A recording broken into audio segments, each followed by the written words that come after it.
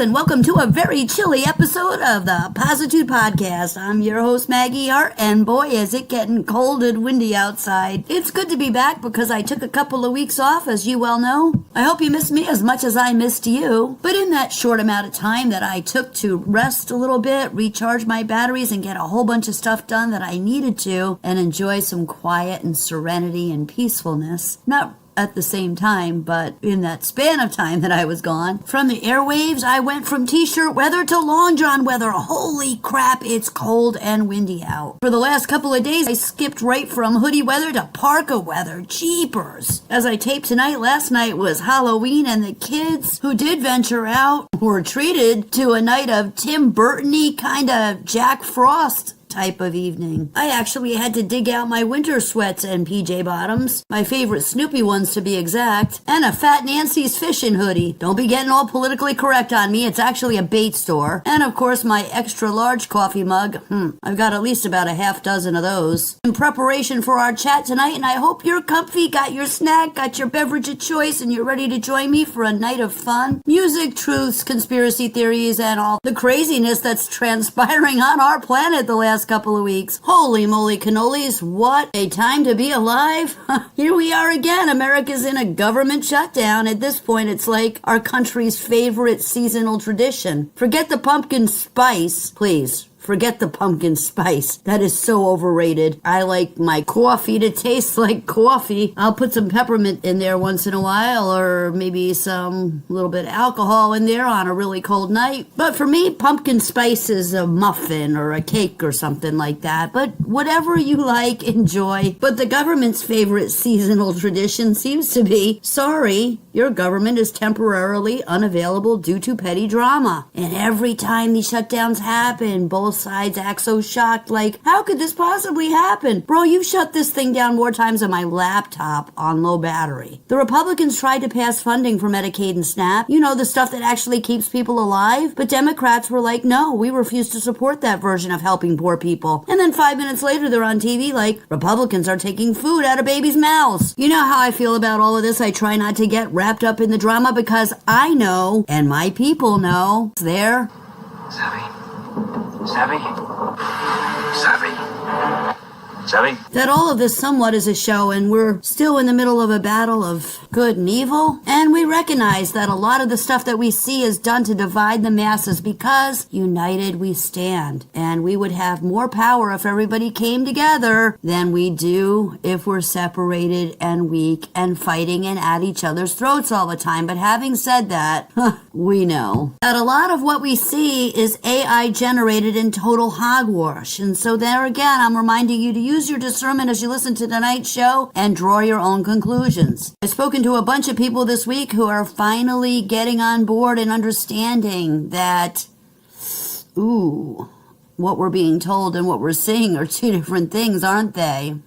Both in the literal and the figurative sense. People are waking up and starting to realize that to some degree we're being lied to on both sides of the fence. So anyway, I'm sitting here like, hold up. You guys turned down the food stamps and the Medicaid, and now you're mad the food stamps and Medicaid are gone. That's like breaking your own phone and then crying to AppleCare like your product is fragile. Meanwhile, the people online are like, if I don't get my EBT reloaded, I'm raiding my neighbor's pantry. Girl, calm down. Karen from next door ain't got anything worth stealing except some expired almond milk and a candle that smells like tax refund dreams. Wild though, isn't it, that the politicians are safe. They'll keep getting paid through the shutdown. They could literally burn the Constitution on live TV and still have direct deposit hit at midnight. Meanwhile, we've got people ready to loot for Lunchables. This is the apocalypse, but with Wi-Fi and DoorDash. And the women who are filming these clips, making these threats, don't appear to be in good enough physical shape to compete in a kindergarten Hunger Games right now. My Aunt Antonia in her 80s would have hit him over the head with a salami, and that would have been the end of that. If they tried to break into her house, my Grandma Millie would have checked him so hard with a broom they'd be out like a light quicker than if power forward Cam Neely had struck him. Heck, even my 92-year-old Uncle Tony could have taken him by hooking and landing him quicker than an end-of-the-run salmon. And we got Trump preparing his ballroom like he's gonna be the next Gatsby. City. In a red tie, of course. The media's having a meltdown, and the libs are gonna boycott the companies that funded him until, oh wait, they find out who they really are. We'll talk about that later. Also, another underground city conspiracy.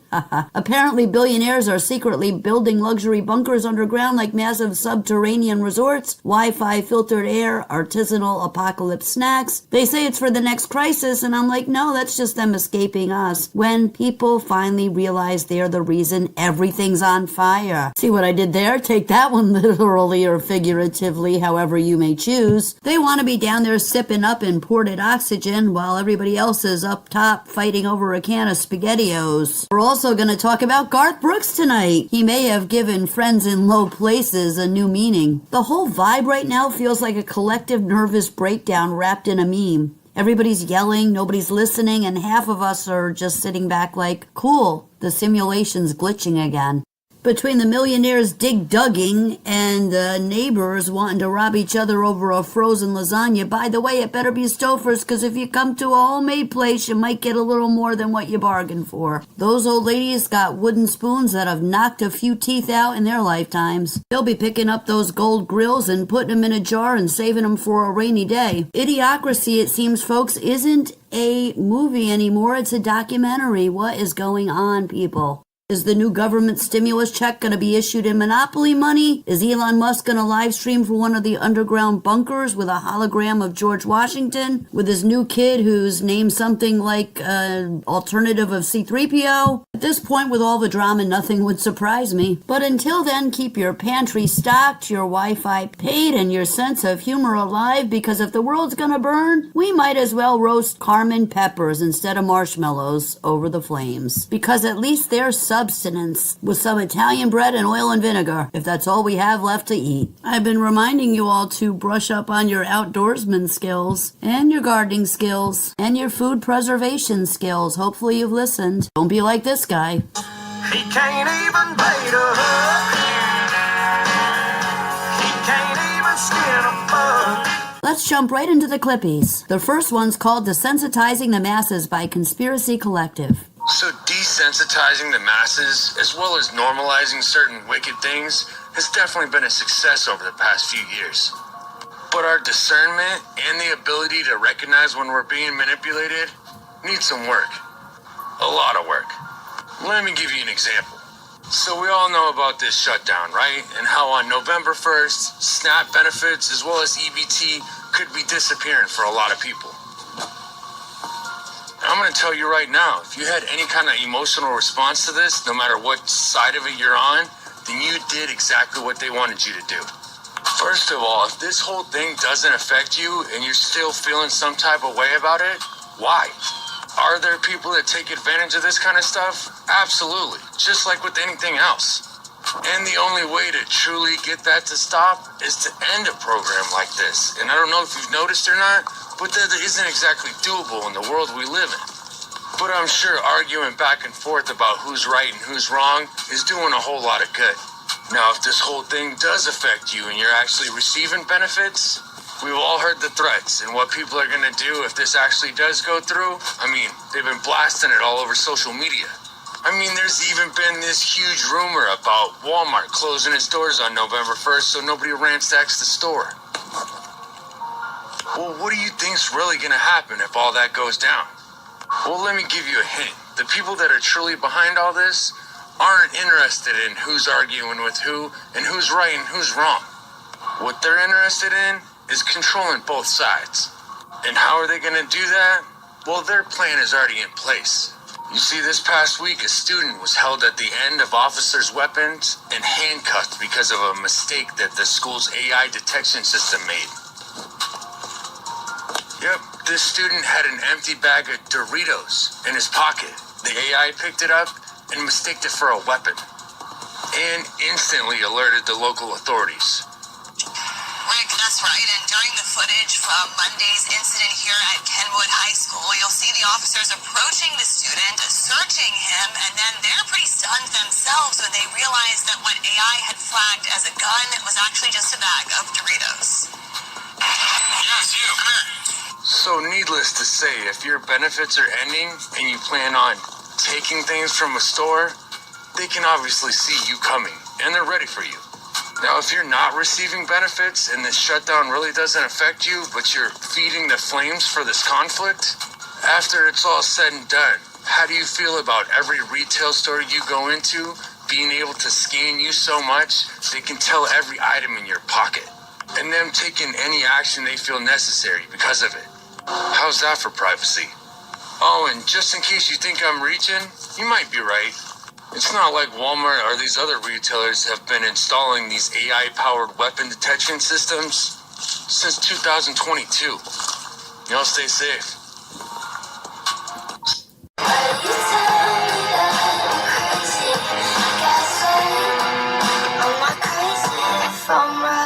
Politics and Money shares a clip where the Senate rejects the measure to kick illegal aliens off Medicaid 56-44. On this vote, the yeas are 56, the nays are 44. 3/5 of the senators duly chosen and sworn not having voted in the affirmative, the motion is not agreed to.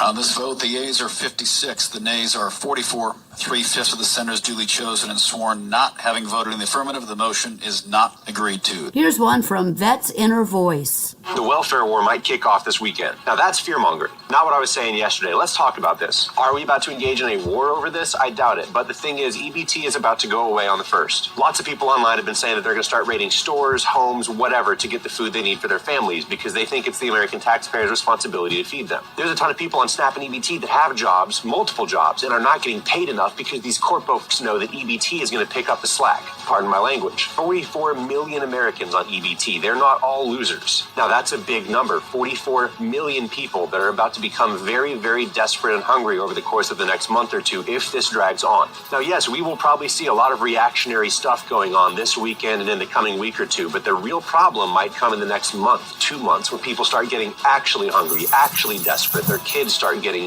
starved. I've got a pretty high level of faith that the government is going to make something happen at the very last minute or right as things get desperate and then take the credit and say, oh, we're for the people, and then expect the people will be, happy. Quite frankly, that should infuriate you. The left wants this EBT thing to happen because it gives them something to demonize the right for, and the right wants this to happen because it gives them somebody to rescue. And it also gives them somebody to point out and say, hey, look at all these leeches and psychopaths destroying cities everywhere. Both sides gain by this happening. That's because they're on the same side. They are not for us. It is us, the people, against corporations, government, everybody. These people are monsters, willing to let others suffer so that they can gain. I understand the urge to demonize people that you think are taking money out of your pocket and leeching off of welfare, but we need to be mad at the corporations, not them. All I'm saying is pay attention and don't misplace your anger.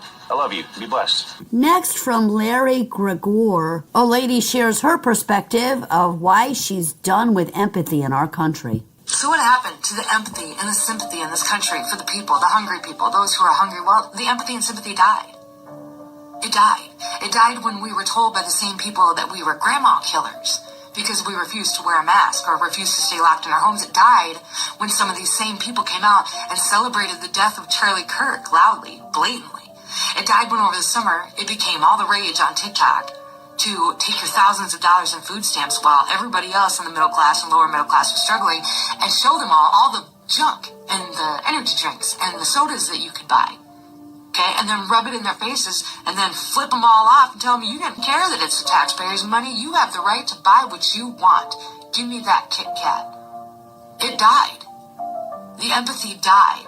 It died when the same people doxed us for coming out against the vaccines. Our empathy died. It died when you threatened the lives of ourselves and our families and our children simply because of who we voted for. Our empathy died. It died when you went on to call us racist because we didn't want a group of people burning down one of our cities. It died when you called us racist because we didn't want you tearing down our historical statues to put up ones of your own. It died. We have no empathy for you. We have no sympathy for you. It died when you insisted on letting men who dressed as women come into women's spaces and make them feel unsafe. It died. You can't spend years and years and years demeaning people and calling them off of names and sending them death threats and then expect those same people to turn around and stand in solidarity with you because now you're not getting your food stamps. You're not getting your government handouts. You're not getting your welfare. And you want us to go to war with you. This is a lesson in Frown and Find Out. This is a lesson in what goes around comes around. Empathy for people online is dead. The emotional propaganda killed it. I just don't feel bad for any of you. I don't feel bad for your children. It's wild, is I am almost empathetic to a fault. To my own detriment a lot of times. But with this, absolutely not. Absolutely not. When you give the government the power to feed you, you give them the power to starve you. We tried to warn you on various different occasions that this isn't going to work, and we tried to tell you, we tried to warn you, and you called us all kinds of names. Well, now you can the bed that you made. Empathy for you is dead. Interesting choice of words when she stated the emotional propaganda. We know that fuels the fire. The next two clips are from the Howie Carr Radio Network, and I love to giggle too. Making my way downtown to the White House. I'm going to White House. Quick. Y'all ain't gonna have food stamps. How y'all go eat? Baby, how you think they go eat? Off you. Yeah, off you. I'm gonna be stealing like it ain't no tomorrow. I'm still gonna get my EBT money. I don't know about the rest of y'all, but I'm gonna get mine. So I'm taking up the stove and taking everything. Remember how many homes about to get broken into? Either you're gonna give us food or we're gonna take the You know how many people about to get knocked over the head coming out their job or leaving the ATM or the bank? And I only pay $50 in rent. Does that make you angry? Who ain't getting that food stamps in November? I'm going to the White House quick. Let me not get my food stamps. Does that make you shiver in your boots? Does that make you want to punch me in my face? I'm going back to steal it. I don't care. If you leave your car unlocked in the middle of the night, lock it. If you know that the food stamps is not working in November, and you see people stealing and you snitch, you deserve to die. Good day, bye. I'm going to the White House to meet Trump. Be blessed, though. It's official. The stores is on top of it. They said that they will be closing. If the SNAP benefits are not released on November the 1st, you won't be able to go inside of some of the stores. The store that my son works at, you cannot go inside. It's only online ordering or delivery. Other than that, you're not getting an opportunity for the general public to come in there and try to steal from these stores. They covering themselves. Whatever you're going to do, get your groceries and go in the house and don't go back out to these stores until this stuff blows over. In the next clip, Bear the Voice 3 comes on like a freight train. So you're going to steal my basket full of groceries after I leave the store? Yeah, I don't think so there, Ann. I've seen a lot of videos talking about how people's EBT is getting cut off, and so they're going to be stealing groceries straight out of the store. But I've also seen a lot of videos talking about how people are going to grab baskets whenever they come out of the store. That way they're not stealing from the store, they're stealing from an individual. Well, you grab my shopping cart full of groceries that I bought and paid for with my money, and you're going to hear two sounds. There are going to be three sounds. Maybe. There's certainly going to be two sounds. The first sound you're going to hear is me saying, now, Han, that's a bad idea there. You better walk the gong. If you don't walk the gong, that would be the next sound you can hear. And the third sound, son, I'll hear it. You won't. No, sir. I can hear it, and you can won't. Now, people are going to come back on this video and say, oh, you'd end somebody over a basket full of groceries? Yeah, I would. You damn right. Because the person that's deciding to steal from me, they've already decided that that's what their life is worth. Well, they made that decision. They made that choice. You don't steal from me. Go around and find out. In the next clip, three ladies happily share a solution by Larry Gregoire. No more EBT or food stamps. And we cooking up some beans and rice. Y'all come get a plate. And one day while they simmering, if you ain't got no money, you can wash the dishes to make up the pay. Ooh, Lord. We got work to do. Look here, steaming hot. I love their attitude their generosity, and their work ethic. Those are principles we need more of in this country, and that's the way it used to be. So how are you going to handle yourself if this gets real? How much of all this is hype and AI and stirring of the pot? No pun intended. I've been telling you for years now to get prepared, but also to stay positive and see the results that you want to have happen. I don't believe that any one of my listeners would allow someone to come into their home and steal their personal property and put their family's lives at risk. But how did we get here in the first place? The next clip from Black Card Declined tells how the Democrats have denied a bill 13 times that would allow Americans to keep SNAP and WIC. And we tried to do that 13 times. And you voted no 13 times. 13 times people over here voted to fund SNAP. 13 times they voted to fund WIC. This isn't a political game. These are real people's lives that we're talking about. But at some point, the government runs out of money. What Democrats are doing here, they're making plans to keep the shutdown going. They're going to propose a bill to fund food stamps during their shutdown. This bill is a cynical attempt to provide political cover for Democrats to allow them to carry on their government shutdown for the long term. We did 13 short-term clean CRs.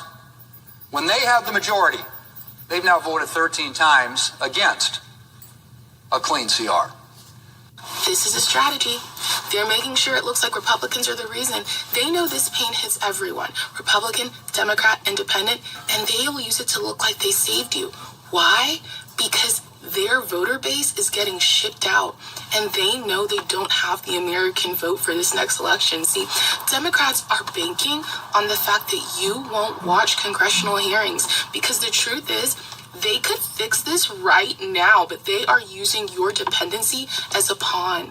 And it's sad because they're literally counting on the fact that you aren't paying attention. Miss Mischief 09 shares a clip that has an interesting theory. What do you think about this one? This is the video I was talking about. This is a girl named Desiree, and I want to know, do you think she uncovered the real reason for this shutdown? Like, it's pretty shocking what she said and what her alleged discoveries are. Now, given all of this is for entertainment purposes, only TikTok, this is for educational purposes, this is just hypotheticals, and we don't know anything for sure. But what she says here is pretty diabolical, like suggesting that this is the insurance companies' last attempt at the money bag grab. You know what I mean? And again, this is just for entertainment purposes. I want you to watch this with an open mind and just know that this is all hypothetical. It's not real. So don't get your panties in a wad. But let me know what you think about this in the comments. Alright, everyone. So I'm heading to Capitol Hill. Just got off the metro. Okay. So they are voting on the Shutdown Fairness Act today. But I figured something out. Okay, I think I understand why this shutdown is happening. Because I've been scratching my head, like, why would the Democrats be shutting down the government, depriving federal workers in the military of basically pay and food, and then depriving the military of their health care through TRICARE? Like, this doesn't make any sense. Why would you be so hell-bent on this? And I don't think it has anything to do with the talking points that, oh, it's the far-left radicals. No, it has nothing to do with that. That they're against Trump. No, it has nothing to do with that. It has to do with the insurance companies. So I found out these people, even though the government shut down, because of the ACA, their payments every month are coming directly from the Treasury to their bank accounts. That is true. So the insurance companies, United Healthcare, Aetna, Molina, Kaiser, they are getting paid right now, mandatory pay every single month, while the federal workers and the military get nothing. And so now it's finally making sense. This has nothing to do with healthcare. It has to do with dark money from the billion-dollar insurance companies. Because keep in mind, if they lose the ACA credits for next year, they're not going to get any of that money. They won't get any of that money. So even though the tax credits are tax credits, what actually happens is these tax credits get paid on behalf of you, the insured, and they go directly to the insurance companies.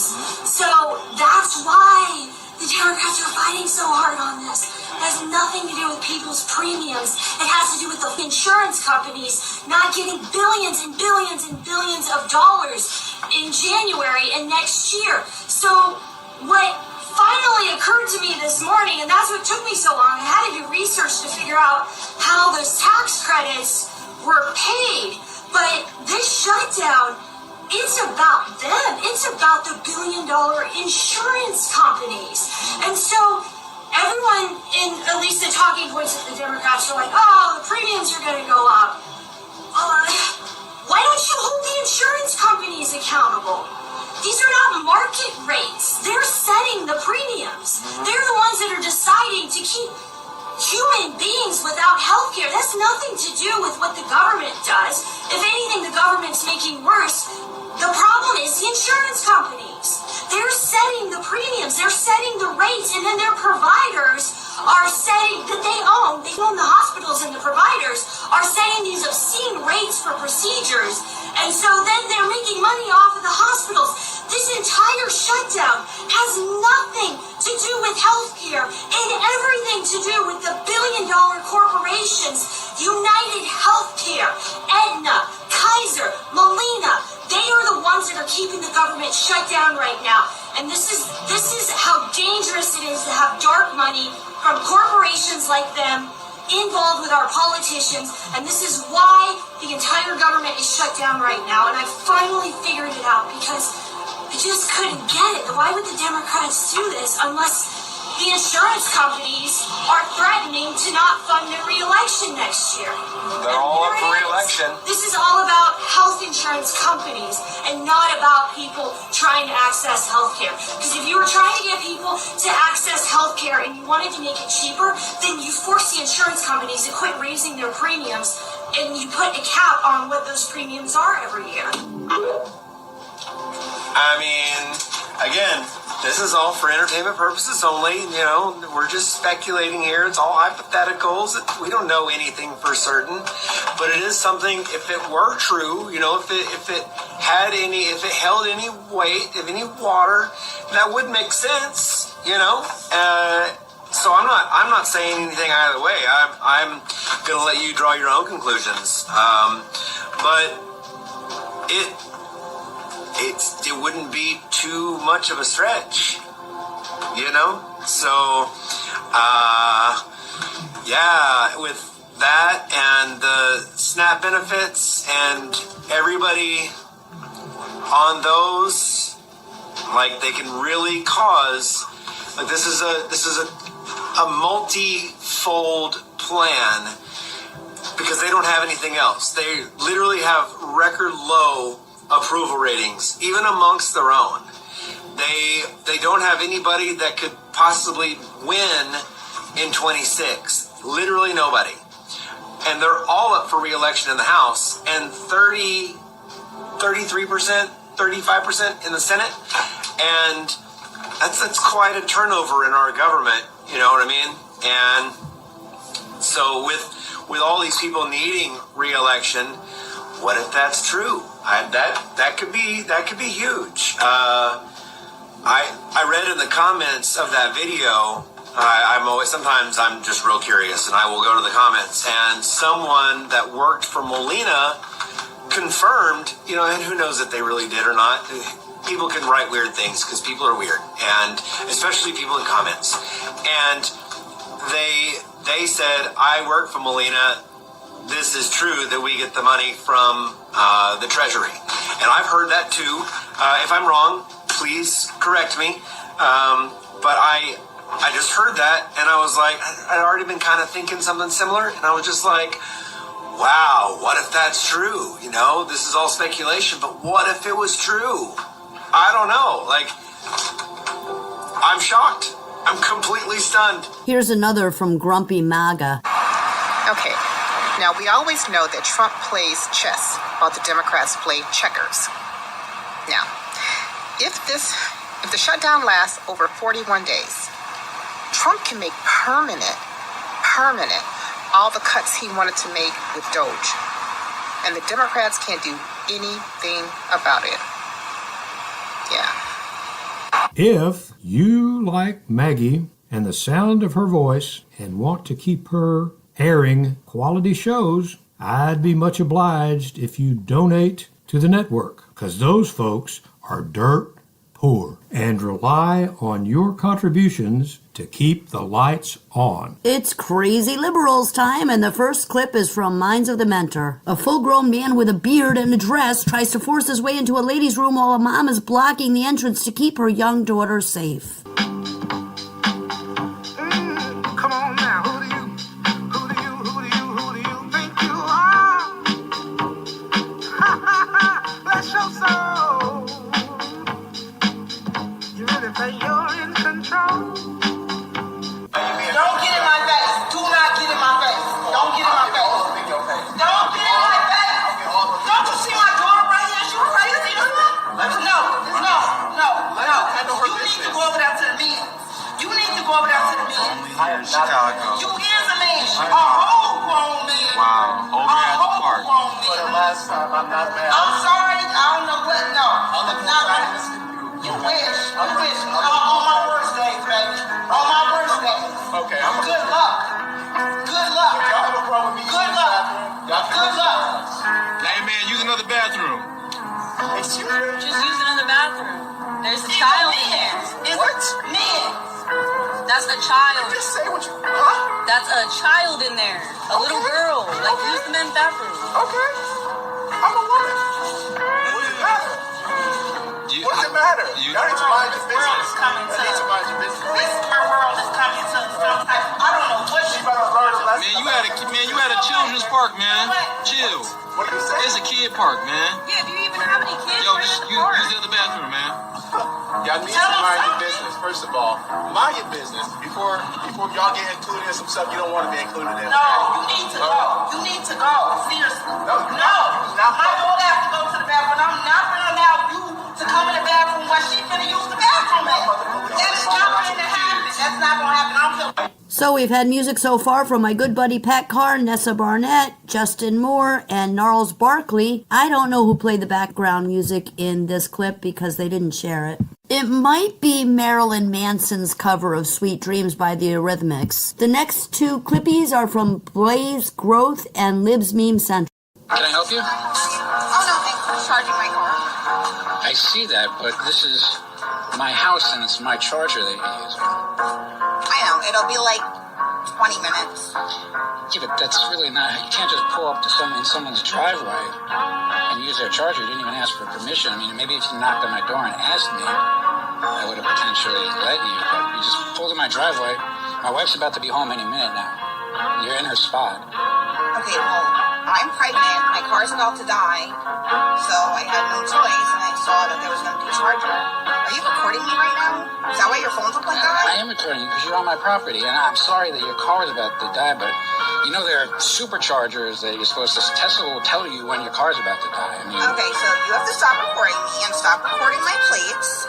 My husband is an attorney, so you're not going to put this video anywhere, so I'm not sure what you're doing with your phone. Do you normally do this? Do you normally pull up to people's houses and use their chargers? Normally my car isn't dying. I had to go to the doctor. My car was dying on the way home. I'll be done in like 20 minutes. It's really not that big of a deal. Maybe that black woman would have spoke to you if you paid for her groceries. Instead of a hi, if you said hey, can I cover your groceries? I think you're a really beautiful woman and I'd like to make your day better. We're living in late stage capitalism. Things are expensive. And black women are tired of being tired. We're tired of having to put on a smile on our faces and take care of everyone while no one takes care of us. So maybe, just maybe, if you would have just offered her something, if you would have said, let me cover half, or if you would have just left her alone, respected boundaries, but offered something. Maybe. And next, Nick Shirley shares one about Mamdani voters. Whatever. Who are you voting for mayor? I'm voting Mamdani. And why? Because he's the most obvious choice. What makes him an obvious choice for you?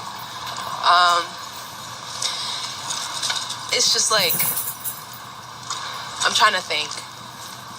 This reminds me of a certain comedy sketch where the comedian was like, we could either vote in one guy and he's gonna give everybody free houses, free rent, and he's gonna give everybody a Lamborghini, or we could vote in somebody who's gonna burn down the city. That's why I'm voting Mamdani, because I'm voting for the guy who give me the Lamborghini. Yeah, so you think Mamdani's like just gonna give you guys everything? Not everything. I'm saying it's the most obvious choice. What do you think is gonna happen with government-run grocery stores and free buses? Do you think that sounds like a good idea? That does sound like a good idea. And freezing the rent? That does sound like a good idea. What if they have to freeze the rent to the point where eventually then the landlord's not able to come in and fix the washer and make a profit on his own lease?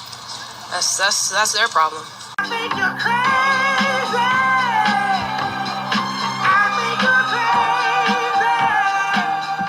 In the next hysterically funny video, Josh Sider official schools a cis American liberal. What even is that?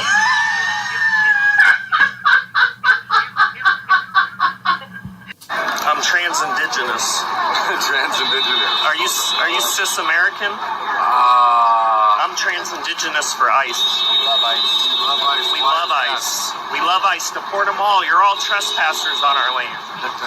Well, trans-indigenous people are indigenous people, and you're all trespassers on our land, and we want Bovino to deport all of you guys. We love ICE. Trans natives love ICE. We love you, ICE. What nation are we you love from? ICE. The trans nation. Trans nation is just as valid as cis nations. You're not trans native phobic, are you? No, but I'm okay, not I'm just familiar with checking. the term. I'm hoping you could. You're a cis-American. I'm trans-indigenous. You really need to check your privilege because you're talking to a beautiful trans-indigenous person of color right now. I believe that I am. And I'm hoping to learn more about your perspective. I'll educate you. Because you're cis-pigmented and I'm trans-pigmented. And I'm trying to educate you. So my name's Walking Tomahawk.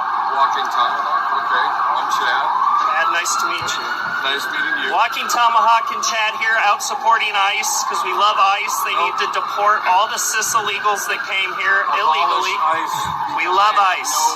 I speak for all Native American people when I say we love ICE. We love ICE.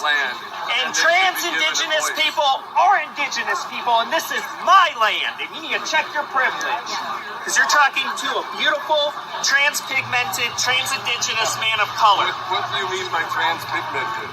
I was assigned white at birth by my parents' bigoted doctor, but I identify as Native American. Okay.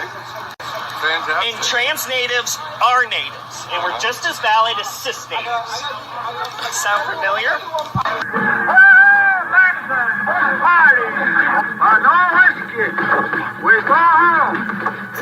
Please, Luke. Please, please, please. How many cups have you had this morning? None. Plus? 5, but yours is better. You have a problem. Yes, I do. Junkie. Angel, you've got wings, baby.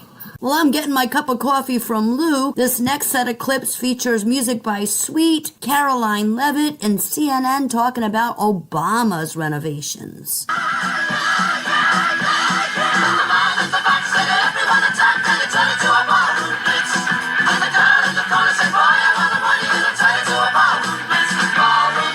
We are proud to announce that the construction of the new White House ballroom will begin. For 150 years, presidents, administrations, and White House staff have longed for a large event space on the White House complex that can hold substantially more guests than currently allowed.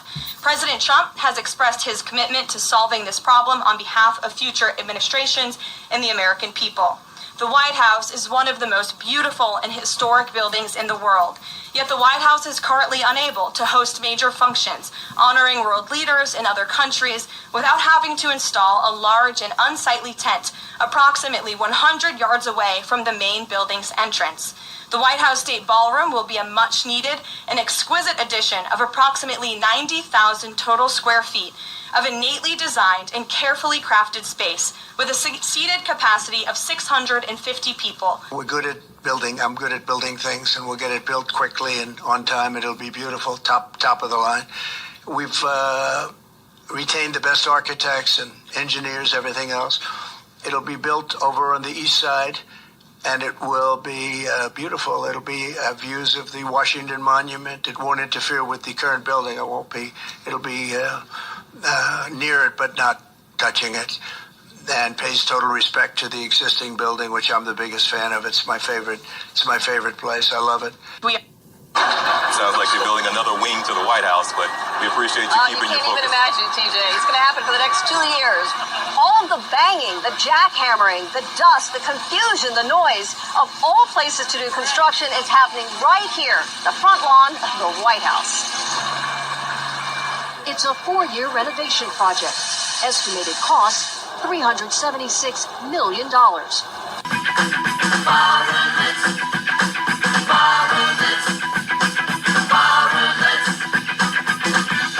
I don't know who shared that last clip because it didn't give credit, but the next two are from Mammocracy and CRWS Center. So now it kind of makes sense. The whole East Wing being torn down. The ballroom construction, turns out it's not just a ballroom. They're also upgrading the presidential bunker underneath it. And that suddenly puts a lot of things into perspective, doesn't it now? Funny timing, isn't it? At the same very moment, we're cozying up to Moscow, of all places. Ships are being blown out of the water, and international tensions feel, like one headline away from combustion. Maybe it's all a coincidence. Maybe the ballroom is really just for dancing or whatever. But when you start seeing ground turned up at the White House and steel going in below it, it starts to look less like renovation and more like preparation. Well, you can call it modernization or whatever you like, but I call it reading the room. What do you say?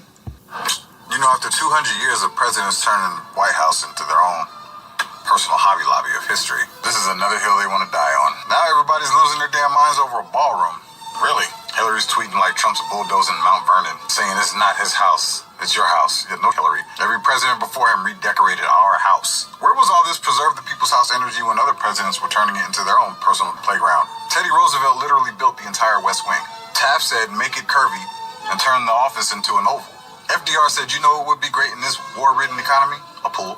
Truman gutted the entire thing, took it down to the studs. Nixon, a bowling alley. Obama, a basketball court. Trump said, let's build a ballroom. Privately funded. No tax dollars. Class it up a bit.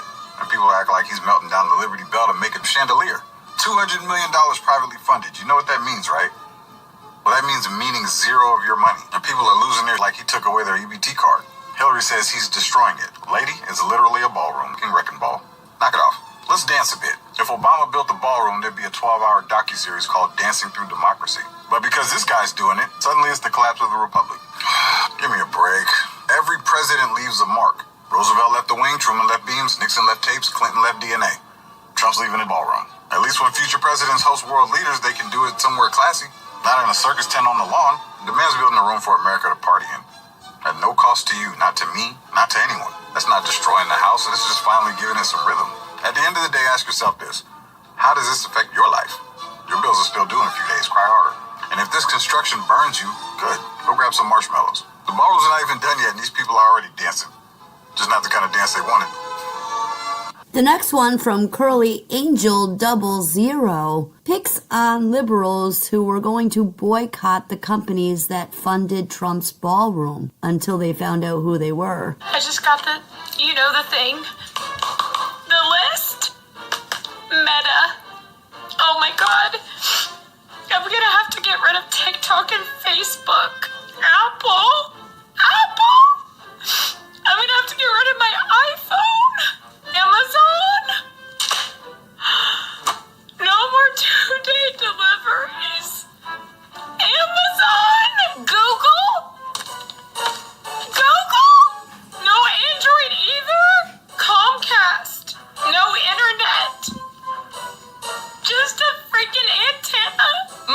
soft. I'm gonna have to quit my job. T-Mobile, guys.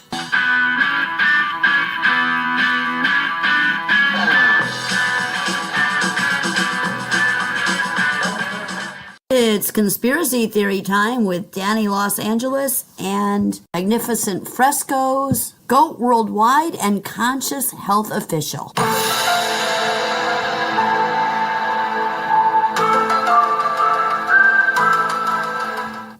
Over 2,000 senior level staff members are quitting NASA. My family works there. Do you want to know what they know that you don't know? Wouldn't be hard to figure out. Just watch all the videos in the podcast on my page. Former Bush administration official has come forward with a claim that's difficult to ignore. According to the New York Post, Catherine Austin Fitts says the U.S. government has secretly constructed a $21 trillion underground city. She alleges that this was funded through nearly 2 decades of unaccounted for federal spending, money that vanished from the ledgers of the Department of Defense and the Department of Housing and Urban Development between 1998 and 2015. Fitts describes a network of over 170 underground and underwater facilities, not shelters, cities, built to house the powerful in the event of a near-extinction event. She says they're connected by high-speed transit systems, hidden beneath the surface of the United States, powered by advanced energy technologies the public has never been allowed to see. No vote, no announcement, no media coverage, just decades of quiet construction, shielded from public knowledge. If what she's saying is true, then these places already exist. The entrances are in place, the infrastructure is operational, and they aren't meant for everyone. The public was never informed. No explanation has been given. No officials have stepped forward to confirm or deny any part of it. So we have to ask the obvious questions. What do they know? What are they hiding? And what happens to the rest of us when the doors close? So they coming up with a new prison that allows inmates to serve years of their sentence in just a matter of minutes. So the criminals is going to have a choice to spend tens of years behind bars, or they can make the choice to get the artificial memory implanted into their brain. So this process is called Cognify. And the intent of it is to treat the criminal like a patient. There's a new system out there. They're talking about the prison of the future, folks. It's a company called Cognify. Take a look at this video, right? Because you've never seen anything like this. It's a new concept that it rehabilitates artificial memories. But the thing is, I think your actual prison sentence is really short, but they kind of erase your brain. You down with that one? They're going to try to change the person's brain chemistry. After this process, when they re-enter society, they will be new and reformed, and they won't even be capable of committing any other crime. The chip can make the patient feel empathetic. Depending on the severity of the crime, the chip can also make you feel the emotional and physical pain of the victim and the family members. You can feel what they felt. So the process only takes about 7 minutes. But to the patient, it seemed like it had been years. Last year, the U.S. government spent $8.7 billion taxpayers' dollars on the prison. They say with this new prison, they can save money. Do you know they've already mRNA injected 100 million wildlife in America? I guarantee you they're doing it to pets too. It's only mRNA technology, funded completely by Mark Zuckerberg and his wife's foundation. Only people that knew that the wildlife, deer, for example, elk, for example, were actually being mRNA injected for COVID. It was all the hunters. When I discovered it on Staten Island, Zuckerberg and his wife funded a research study. They went out and gathered up 100 white-tailed deer and then PCR tested them all for COVID and then injected them all with the mRNA vaccines from Pfizer with this company called Zoetis, and then went and did 100 million animals. 100 million doses have been administered at that point all throughout the country, and no one knew it, and no one's talked about it.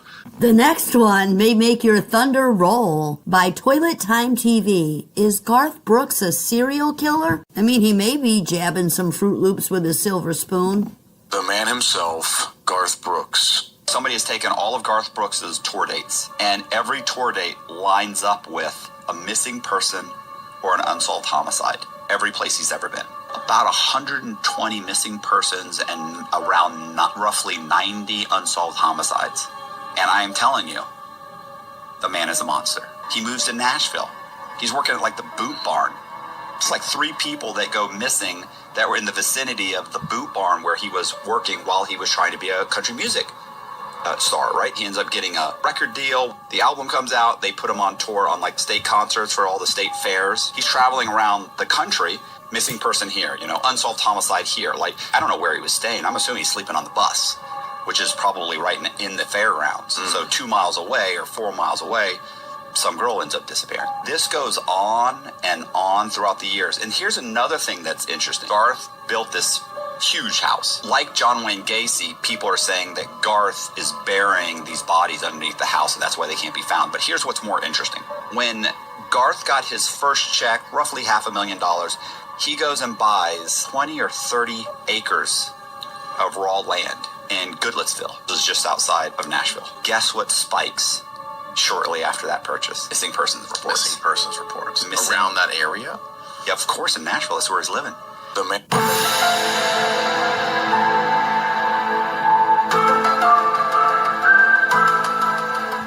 The next clip is from John Vasquez. It just happened. Trump gave the word. Israel moved first, and now everything is collapsing. This isn't just speculation. This isn't saber rattling. This is the final blow. While you were sleeping, the plan snapped into motion. ICE raids across U.S. sanctuary cities, Iranian sleeper cells taken down, lasers, explosives, encrypted networks, real threats neutralized. And behind it all, a court ruling that changed everything. President Trump now has the constitutional firepower to send in the National Guard anywhere, anytime. And he just did. But it's not just over yet, guys, because what just leaked out of Tehran, it proves that they weren't just planning to hit Israel. They were already here. And this is exactly why President Trump's DHS unleashed a nationwide crackdown last night. Antifa-linked operatives, nuclear intel buried in storage units, ICE agents under attack, and finally fighting back. So guys, you're going to want to see what Israel did next, how Gavin Newsom tried to stop it and ended up getting steamrolled, and what the Ninth Circuit just gave President Trump. They cut that clip off, not me. Sorry, folks. A lot of my clients and friends are having relationship problems lately, so I'm going to share a couple of clips from Flora Nadine Garode. Are women often the first to leave relationships? I think that women are often the first to leave relationships because our communication tends to be a little bit more direct and clear. So we're often the first ones that's saying that there's issues, and we're giving you a chance to work on it, and we're giving you a chance to work on it, and we're giving you a chance to work on it. So by the time we actually leave, it's like you forced our hand, or we had been mentally left because you wasn't doing anything to keep me here. So it might look like she just got up one day and all of a sudden the love is gone because you wasn't paying attention. Y'all don't be listening. What's not clicking, Steven? Like, you gotta pay attention to her mind and her heart gonna leave before her feet every time. That's why it looks like we leave first, but we be in it with y'all trying, fighting for our lives. All my life I had to fight. We be trying, and y'all be sitting there like, I mean, she ain't going nowhere. And then when she goes somewhere, now it look like, yeah, women is the first one to leave. She tried to stay. What did you do to keep her? That be the thing. You also have women. Y'all ready to get mad at me? You also have women who do leave prematurely. You have women who don't have wise counsel. You have women who have abandonment and rejection wounds. You have women who are escape artists, and they practice escapism. You have women who... But you do have women who they're so afraid of rejection that they jump ship first. You have women who have abandonment wounds, and so to avoid feeling any sense of abandonment, they jump ship as soon as they get anxious or as soon as something seems like a threat. When people have trauma, their nervous system now responds to many things like it is a threat. Like anything, this can be a man sighing, a man not texting you back, a man not calling you, a man hanging out with his homeboys couple of hours, and then you decide you want to leave the relationship. Also, the bad thing, especially because I'm a woman, I've done this before, is being around the wrong counsel. You're being around women. You don't even know who I am.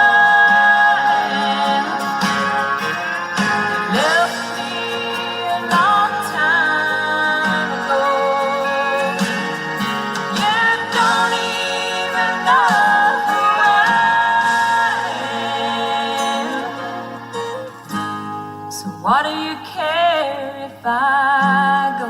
What are the signs of a damaged man? I think the most damaged men are not the men that wear masks to fool you. Yeah. It's the men that wear masks to fool themselves. It's the men that have worn that mask so long they actually think they're a good guy. They move around like it.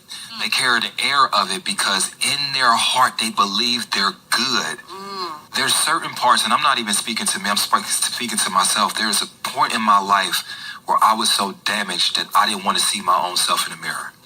So I created a caricature of a good man, and I pretended to be that. So long that I was able to get a woman to fall in love with me. Wow. And I forgot that I was a boy still. I forgot that I still ain't got over my sexual appetite for women. Because here's the thing, everything y'all said, most healthy people will see those signs and avoid them before getting deep into the relationship. But the dangerous men are the ones that you're going to fall in love with that mask because you believed it was truly who they were. And it's only until they get in a relationship and you're cleaning one day inside their heart and you move the rug and you find all the shattered pieces they never healed. And then this is the dangerous part about it. Because I pretended to be a good guy so long, I think you caused the brokenness in me. Because I forgot where it really came from. I forgot where that damage came from. Maybe it was my childhood. Maybe it was other relationships I never healed from. So what I'm saying is, I do believe these outward damaged things, most of y'all should know to avoid. But I hope you never get fooled by pretending to be a good guy. Don't be ashamed to cry.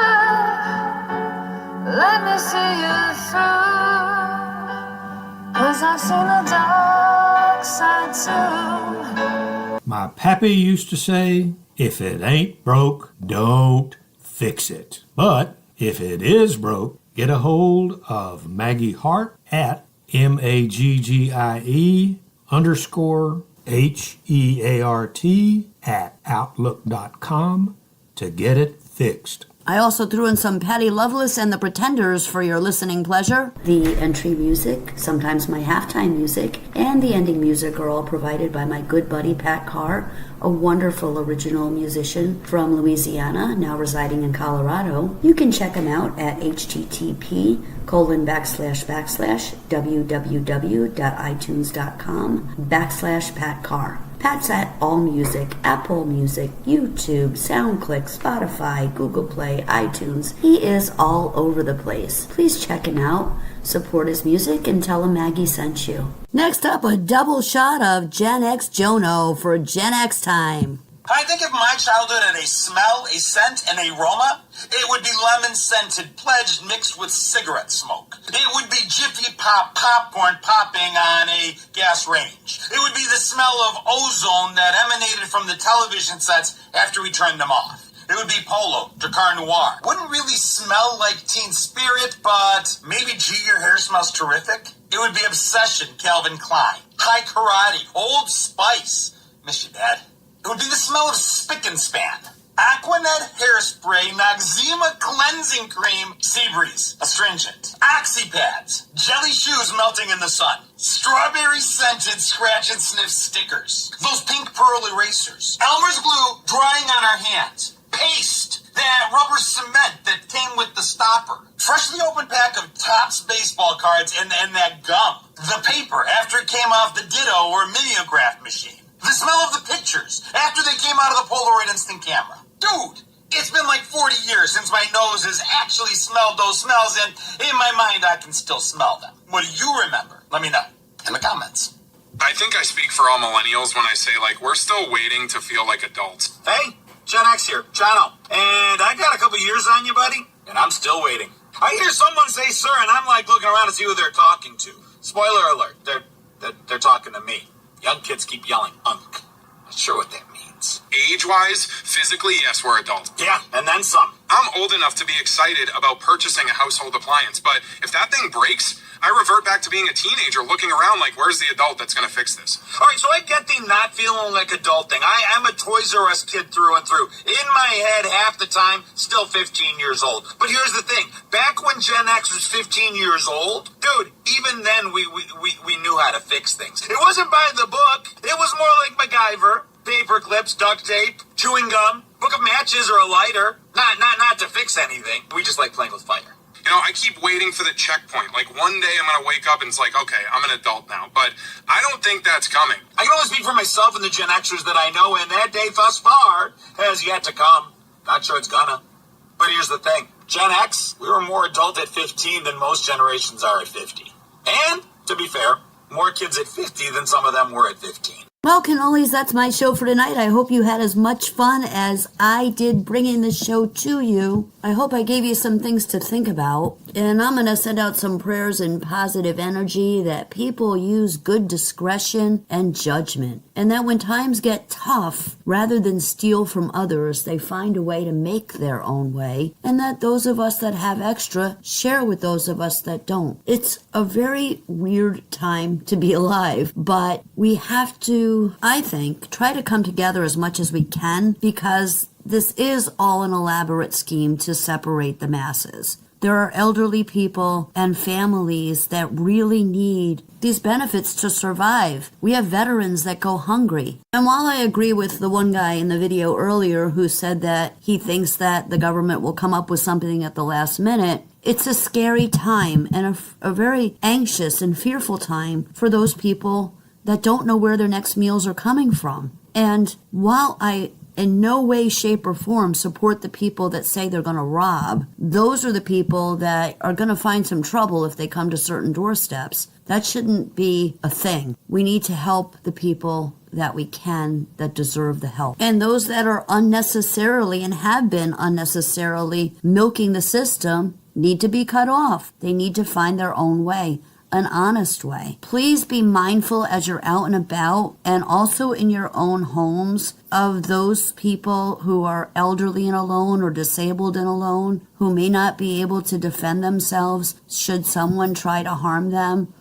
And please try and protect the people and the children that need to be protected. Please escort your elderly family members to the store and home and make sure that they're safe and locked in their homes when they get there. Maybe install an inexpensive security camera or get them a guard dog. Invite them to stay with you for a while until things hopefully blow over. Form neighborhood watches. If you happen to be at your local bank or ATM, make note of who's around you. And if there's some elderly people or disabled people in line, hang around a few minutes and just make sure they get safely back into their car. Or walk with them out of the grocery store and get them safely in their car. Help them load their groceries. And also, please gently remind them not to be trusting of strangers. Just because you're doing them a favor doesn't mean that the next guy has the best intentions. Elderly people can tend to be too trusting sometimes. Remind them not to open the door no matter what, unless it's a family member. And be particularly cautious at this time, please, with your children as well. Don't let them walk alone